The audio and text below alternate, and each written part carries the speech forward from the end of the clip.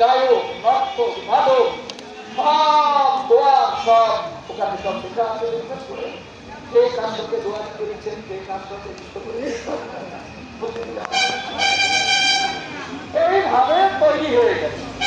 বাকি আগে কিছু মশালধারী আর পেছনে কিছু মশালধারী আগে দিকে থাকবেন অন্ধকার পথ আলো করে নিয়ে যাওয়ার জন্য।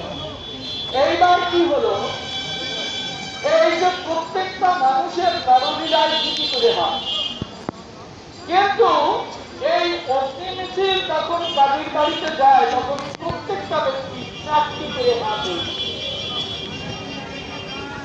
তাতে নিজেও জানেন না। এক হাতে মশাল, এক হাতে তেলের পাত্র, আর 2 হাত মিলে হরিনাম কীর্তন করতে করতে